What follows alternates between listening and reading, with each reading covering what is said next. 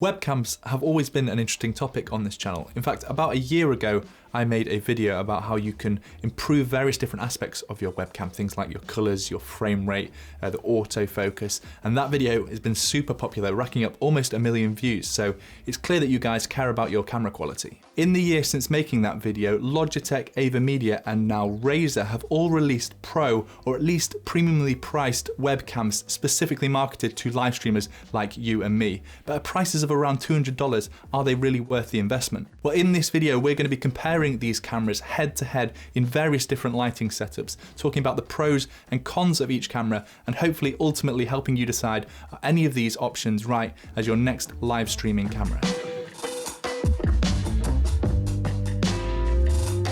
So we have all three cameras set up, the Logitech StreamCam, the Razer Kiyo Pro, and the AVerMedia Live Streamer Cam 513. They're all on their default settings, completely set up as they were out of the box.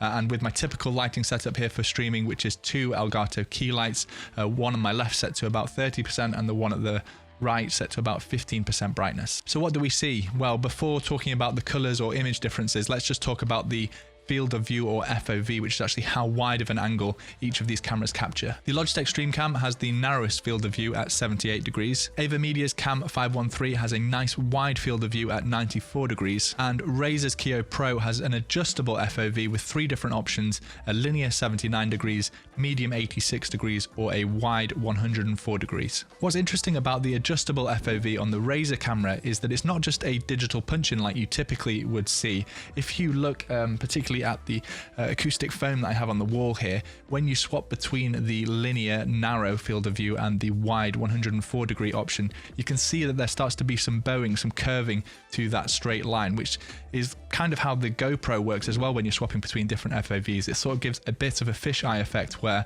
around the edges you start to see some bowing to the image, but you still look fairly close to the camera in the middle. Especially when you swap to the AVerMedia camera, that does look like a very, very wide image, but it's keeping the straight lines here and it's not using that fisheye effect, so I do appear a little bit further away from the camera. Field of view though is completely subjective, so some people like a narrow field of view where you're the main focus. Some people like to have a super wide field of view where they can show off loads of different things in the background, so it is a completely subjective metric. So next, let's look at the colors. Now, I wouldn't say out of the box any of these three cameras do a particularly great job of accurately representing the colors, but thankfully all three of them come with their own proprietary software that you can use to customize things like the white balance or the saturation to try and get a more natural looking image. The AVerMedia Cam 513 is probably a little oversaturated, especially if you look at the colors in my storage unit behind me. They're really not that bright in real life, and maybe that affects a bit on the skin tones. I would say probably the Logitech StreamCam has the opposite. It's the opposite side of the spectrum. It's a little bit washed out and could do with a little bit of saturation,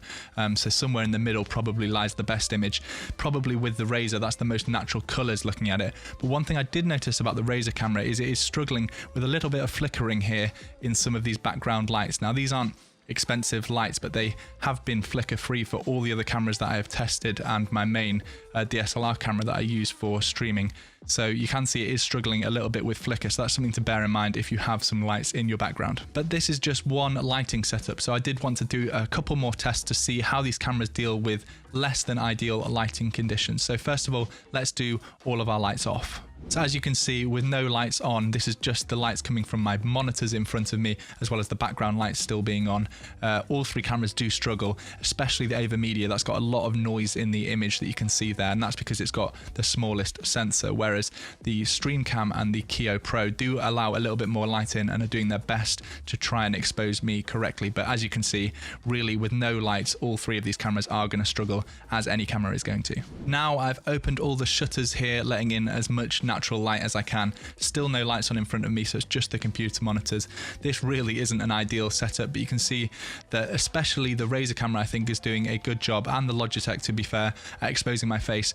All three of them have the windows completely blown out because it is just too bright back there and not enough light on the subject that you want to light. But this was an important test because I think a lot of beginners have a setup like this where they're leaving their blinds open and not lighting themselves properly. Finally, I wanted to do a test with both of my Elgato key lights set to 100 100%.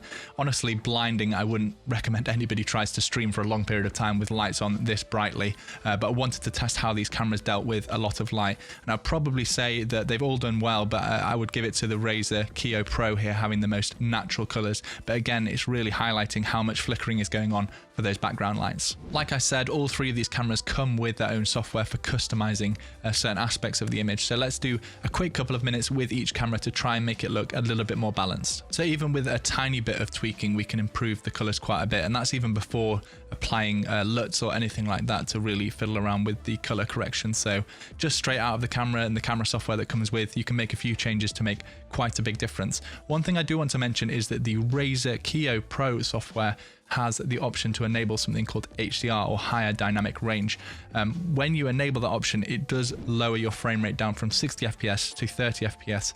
But for me, it also makes a big difference to the polarizing of the lights behind. So this is with HDR enabled, the higher dynamic range, and it does capture more detail in the blacks, and if you open the windows, the whites as well. But I wanted to point out how much worse it makes the flickering of my storage unit. You can see it reflecting off the YouTube award there. So definitely something to bear in mind with this Razer camera is that you might get some flickering if you have some background colored lights. The light strip at the back here, if I get the right side, is an Elgato light strip, which is designed to be flicker free, and that doesn't seem to have any issues with flickering. So maybe it's just the lights that I have, but like I said, I've tested so many different cameras with these lights and they've never had an issue with flickering until using the Razer camera. So something to bear in mind. All three of these cameras have autofocus, which is typically something I recommend disabling and setting your focus manually so that you don't get too much of that focus hunting where it sort of warps to try and find the right focus. I haven't noticed any massive issues with that, but if I had to mention one camera that does suffer with that the most, it is the Razer one. I did notice on a few occasions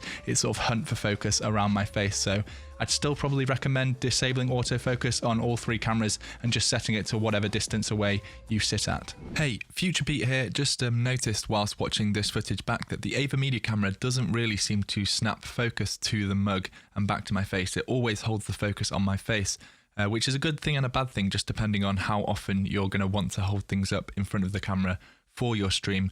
But just thought I'd mention it since I didn't notice it whilst I was recording live and I had all three webcams next to each other. One difference between these three cameras is that the Logitech StreamCam and Razer Kiyo Pro can capture up to 1080p at 60 FPS, whereas the AVerMedia Live Streamer Cam 513 can capture at 4K and 30 FPS. But I actually prefer the decision by Logitech and Razer to use a 1080p sensor, and that's for two reasons. When you're capturing at a 4K resolution on such a small sensor like webcams have, that's a lot of pixels to cram in, and the actual individual pixel size ends up being so small, whereas with a 1080p sensor the pixel size can be bigger, and that will improve the low light performance, like we saw when we tested without either of the key lights on and we saw so much noise in the AVerMedia image. The second benefit though is just on how much more work your PC will have to do to process a 4K image versus a 1080p image, and since most of us are streaming now on single PC setups, you want to try and minimize the impact that anything, especially a webcam, can have on your live stream. So unless you're wanting to do some digital punch-ins where you're trying to retain as much quality as you can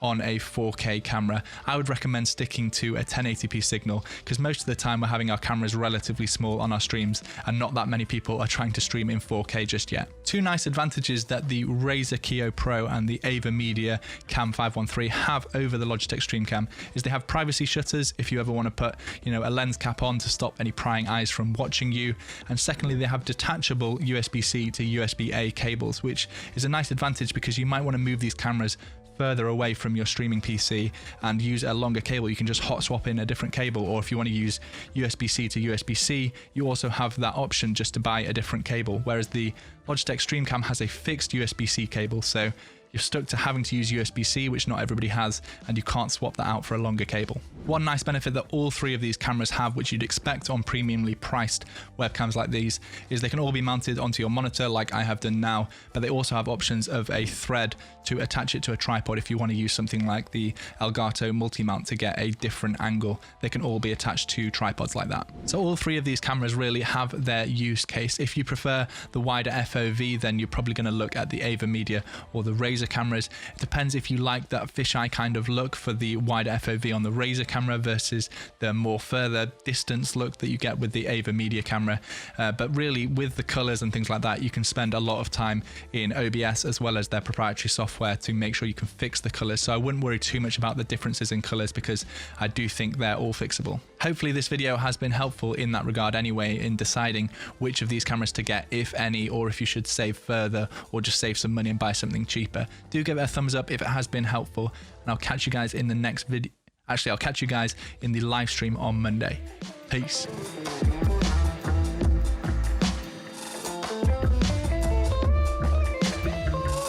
Appropriate context, and hot tubs do fall under that criteria. However, what has not... I've just realized that I've got this playing back at 1.5 times speed, because I was gonna say I'm one of those people that Wheat. I'm one of those people that watches everything at like 2 times speed. If you listen to this podcast at 1 time speed, there's something wrong with you. We speak too slowly.